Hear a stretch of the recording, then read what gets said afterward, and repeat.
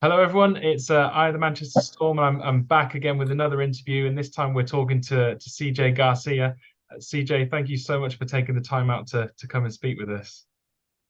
Yeah, no problem. I love getting to know the fans, and I'm excited. As I said, excited to get down there in September. Definitely. I mean, I was kind of looking at your history and sort of your hockey career. You quite literally played all over the world. What's drawn you to the Elite League? Um, I think definitely the English aspect for sure has drawn me to this league, and I have some family members that live within the country as well, so that also drew me there too because playing in front of family or even closer to Canada is uh, is a lot easier and better to do and to play in front of and to interact with the fans and do a lot of things. There's so much more you can do when you're in a place where you can speak the language as well. So Definitely. Has that been a challenge the last couple of years then, sort of playing in France and Romania? definitely Romania and France. I can speak French a lot better now than I was before Yeah. because I had to.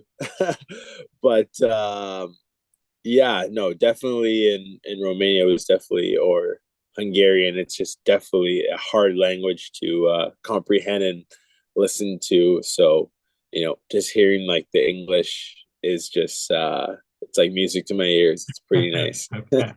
I bet. I bet. I mean, you were meant to come to us a little while ago. Why now? Kind of what's the line that's meant now's the right time? Just honestly, it's just like timing, really. I think I was probably chasing something that really wasn't there, and this year it seemed like the best option for me and best fit for me as a player and as a Mm. person. I'm getting to know the fan base every day, and people interacting with people on social media, and just you know, I just feel like, this year is going to be a really good year for me and the team. And, we can definitely do something pretty special, hopefully come September. And I'm really just excited to start. Yeah, yeah. I mean, that's really coming across. I think, even in our messages before this, you seem to just be chomping at the bit, ready to get here and get going. So that's really nice to see. I saw you've signed up to play in Australia over summer. It's still going on. Can you tell me a little bit more about the Perth Thunder Yeah. you've got? Well, that's very, very recent. So I'm still in Canada today, and later tonight, my flight leaves to go to Perth. So I will be heading there to go play some summer hockey, get ready for the season. You know, definitely, have a new experience, and honestly, just really looking forward to playing some hockey again. To be honest, in some games, and just to get me ready for the next upcoming season. So I'm pretty excited about that. I can't say much right now because I am currently not there, but I'm Sure. leaving today and I could definitely give you more if you want to know more. Yeah, definitely, definitely. Um, I mean, I was just sort of surprised to see it because a lot of players are kind of seem to be winding down, having a bit of a rest, kind of traveling, and there you are, kind of squeezing in every bit of hockey you can. So, Oh, um, definitely. I love the game. I honestly when I'm away for, I don't know, 2 months, 3 months, a month and a half, I'm just like, oh, like a good holiday is good. Like, a week and a half, and then I'm just like, okay, we need to get back to work here. go for it. Um, with you playing in so many different places, I suppose what's that like in different leagues? Kind of the experience of, I guess I'm thinking more play style and sort of adapting to that. What's that been like? Sort of, is there much difference? Yeah, no, definitely there is much difference because I know in France when I was playing in France, it was such a skill game. Not too much hitting. It's it's very, very, very finesse. And then the reffing wasn't the greatest, so you can't really hit anybody there. But and then when I was in Hungary and Romania, it was really, really good hockey. I'd say it was probably the closest thing to the EIHL, I would say, compared to North America's style, because that was definitely more physical than I thought it was going to be. Hmm. And the skill was definitely there and all those aspects. But what I've been hearing is, about England is that it's really, really close to the East Coast Hockey League as, skill wise and toughness and grit and everything, all the aspects that, make a hockey player. It's not really the typical North or European league. So Hmm. I'm very excited to play that style of game again and, get gritty and get in people's faces and then, get points and, just have a good time, basically have a good time like like I used to do over here. Yeah. Um, I mean, that kind of leaks into sort of my next question about your style then as a player, because I think one of the things that I've spoken about with a couple of the other players, and it seems to be going around in our fan forums, is around toughness. We had the injury bug last season because we didn't really have a great deal of kind of kind of people sort of stepping up to the line. We had a bit in terms of your involvement in that style of play, kind of finishing checks, defending sort of teammates. What you like on that side of things? I'm definitely I'm not gonna go out of my way looking for it, but if it's there and the opportunity is there, I'm always gonna, defend my teammates no matter what. And my parents and my dad always says that if you don't do it, no one else will do it or no one else will lead by or follow you an example. So, don't ask anybody to do something you won't do. So if it's there, the opportunity is there. Hey, I'm gonna stand up for my teammates, or I'm gonna get physical, or I'm gonna do whatever it takes, to help the team win, basically. And your style more than as a D man, I guess. What should we expect from you? Definitely a two-way defenseman, like someone who can be very, very good defensively and shut guys down. But the way I play is, I could jump into the rush too as well, or I could lead the rush and, make something happen offensively as well. Because, you know, nowadays when you look at the NHL or you look at the best European leagues, it's, defensemen that are both ways that are getting the job done, that are good defensively and, can contribute offensively as well. Yeah. I suppose I think I read somewhere or maybe heard it that you originally started out as a forward. What made you switch to D? Uh, I started as a forward when I was very, very young, and I don't think I was like probably 8 years or 9 years old, and someone's like, "Oh, we lost a demon. We need a demon back there." And then I went back there, and then never looked back. And I just honestly, for me, I just see the game way better from back there, and can definitely read the play. So before I was playing hockey, I was playing soccer, and I was a midfielder. So Okay. it's basically like the same thing for me, like just seeing the field, making plays, or tackling people, or doing this or doing that. Like, so that's my reasons why it was better for me. Okay. Yeah, yeah. Um, so I suppose over your career so far, then, what do you think's been your highlight? My highlight, It's a tough question. that is a very tough question. Honestly, last year was probably a pretty good highlight. It's just playing with so many North American guys in Romania and having the run we had, going to semifinals in Game 7 and overtime, and having that group, knowing that we'll never play again, but like just still being in contact with them, and knowing what we could have done if we didn't hit that post, or if that happened. That was pretty special, and it was a special group, and that was pretty the highlight so far. But there's definitely more to be made. Yeah, good, good.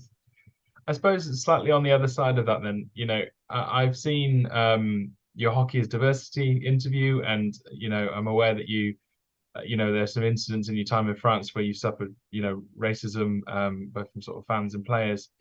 What's it been like growing up as a professional hockey player as a black man? Um, Honestly, it's no matter where you go as a person, of color, or you have some ethnic background, or there's always going to be those prejudice no matter what, where Mm, you go. People are just the way people are. You can't control what people think or what they do. So, for me, it's just, focusing on the task at hand, never worry about what someone else is going to say or do, or because once you start thinking like that, then it just starts affecting your life in general, and you sure. can't be the person you want to be. So for me, it's just, be who you are, be true to yourself, and obviously stand up for what you believe in. But um just basically, you can't just worry, you can't worry about what other people are going to say. They're going to say it no matter what. So you know focus on the task at hand and what you need to do, and that will help you and stay on the straight path, instead of getting wayward and getting off the path and listening to what people say on social media or this or that. So it's honestly just a mindset, basically. Sure.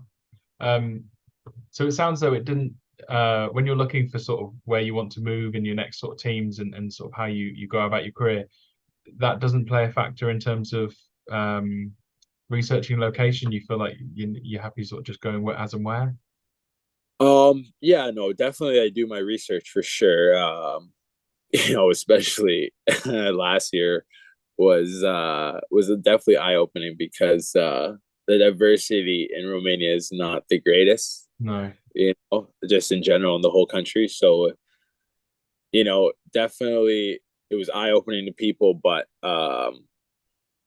just the way I am as a person and how I accept people and how I talk to the fans and everything there, it was honestly, it was amazing experience. And I think it's just the way you carry yourself and you do things. And if people are going to be receptive to it, people aren't going to be receptive to it, and people are going to have their ideas about whatever you know they think of you. So just like I said before, just be true to yourself, and everything will be great.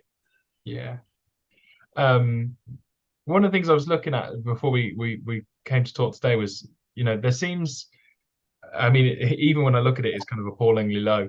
In terms of diversity, it seems like this year all the teams in the Elite League have signed more players, and I've worked out at the minute it's still sitting under sort of 2% diversity. It's tiny, Yeah. which is sad considering that's the increase. Do you think there's anything that leagues could be doing to encourage that?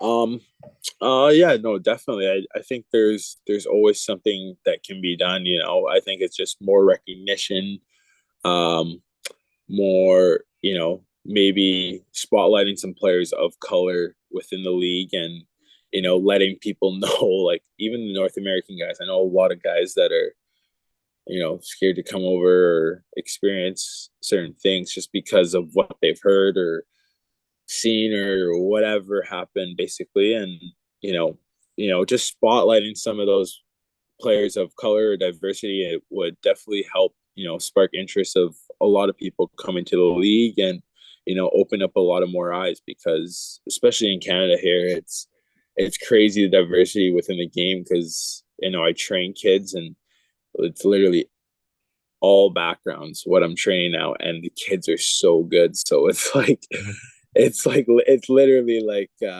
it's like, wow, what's gonna happen in 5, 6, 7 years, 8 years, Yeah. so there definitely will be change, I'd say.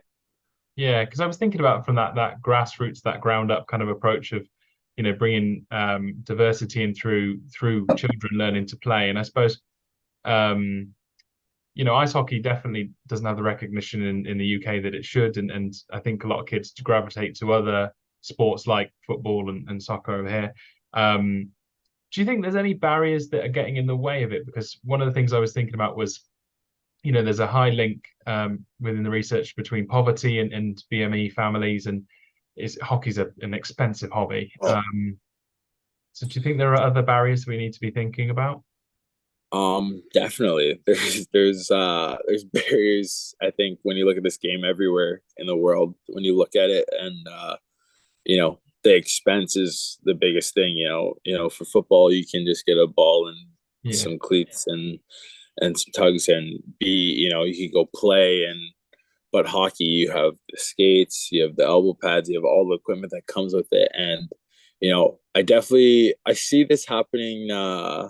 What I've learned from Europe so far is, I see in Sweden and other countries that they have like a definitely like within the club, say, hand me down system where they have old gear and that they just pass down to new players coming into the system or new families within the area that are interested in playing hockey. And I think that would definitely benefit a lot of people, you know cutting the cost down, because equipment Mm. is a big deal like Mm. within the sport. So that would be definitely a start. And I know in Canada we don't do that, but there's secondhand stores and there's other things, but it's just honestly, it's just the cost of equipment, the skates, the sticks, the everything.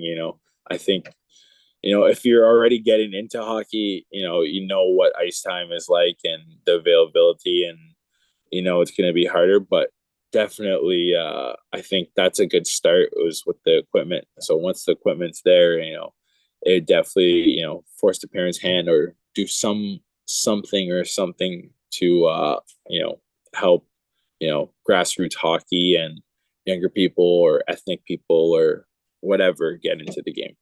Definitely. So yeah. So I suppose if anyone from the Manchester Storm Academy is listening, that's a really good idea. That I like that hand-me-down kind of system to get new people in.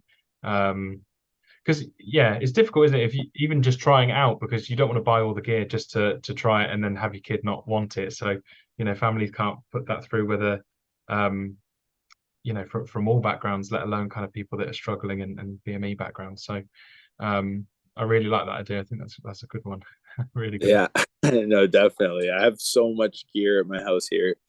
It's crazy, to be honest. Yeah. It's crazy. Um, and so I suppose with you coming over, again for us, it's a good chance with that diversity to provide role models.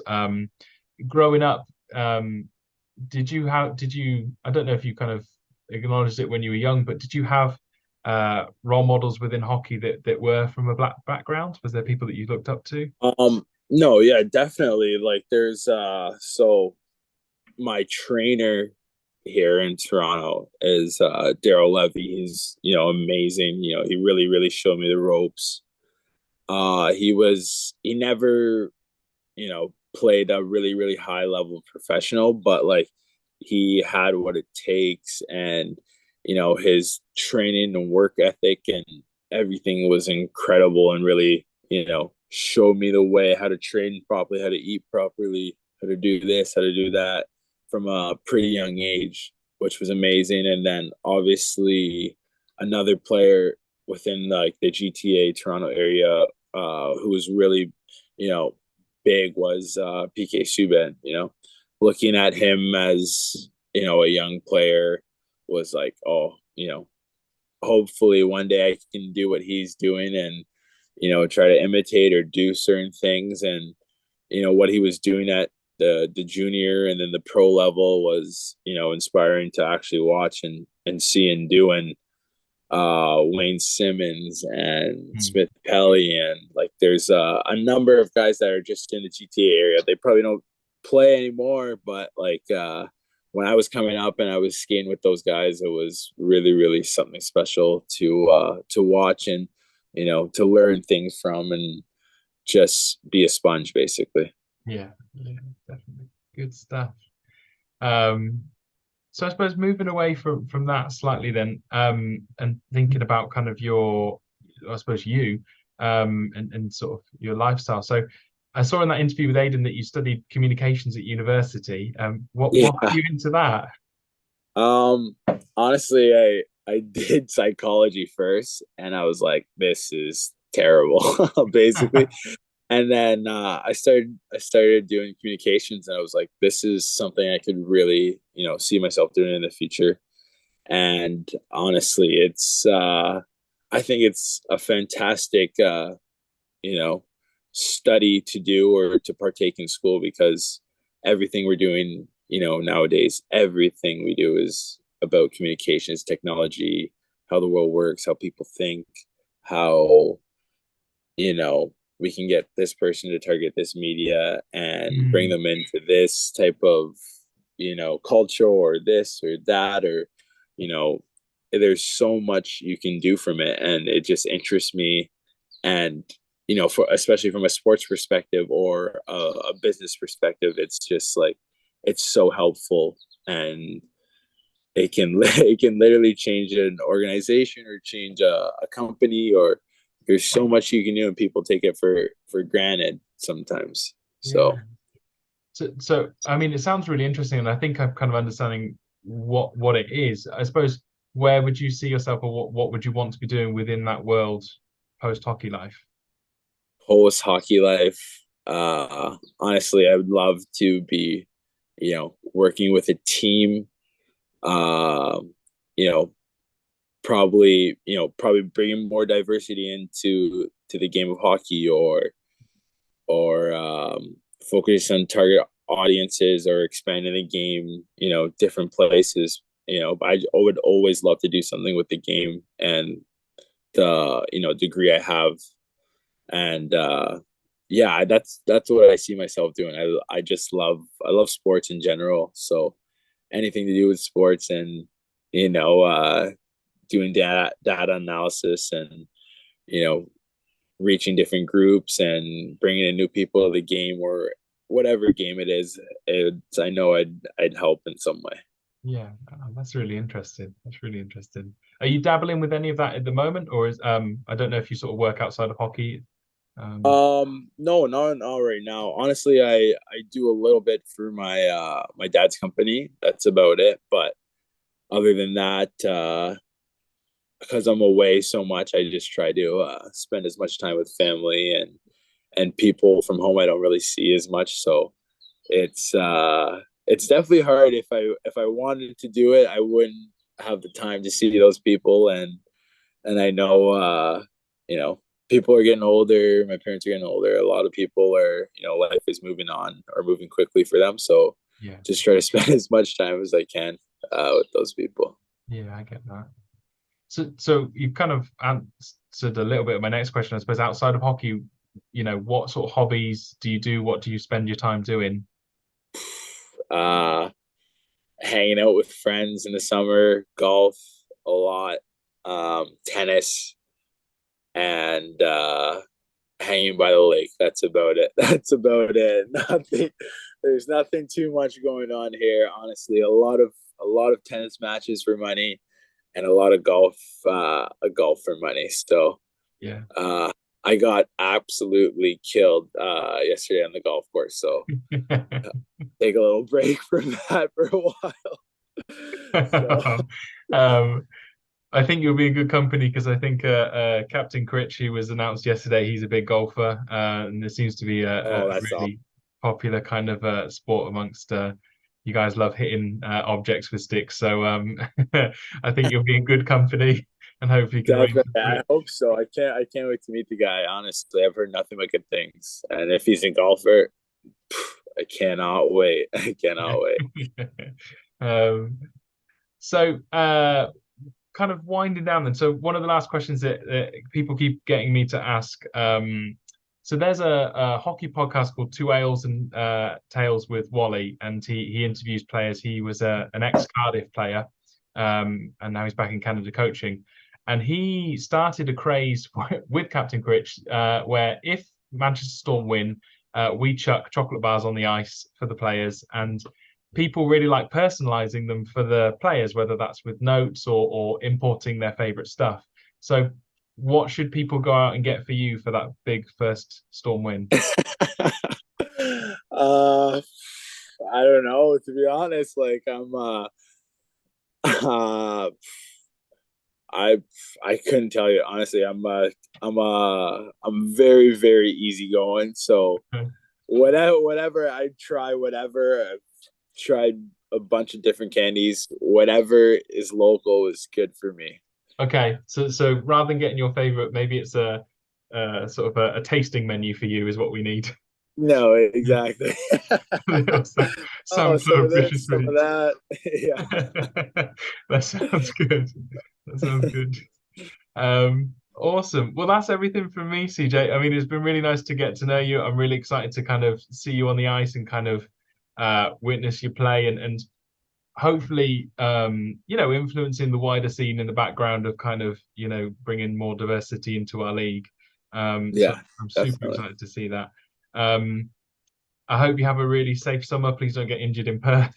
And Yeah, that's a big thing on my list. Anything I see that's gonna be a little bit of dodgy, I'm out of there. I'm like not getting involved or this or that. I'm just working on my skills, getting ready for Manchester. That's about it. sounds good. Well, try and get some rest in somewhere, but we look forward to seeing you in the storm shelter, and take care. All right, take care. Cheers. Cheers.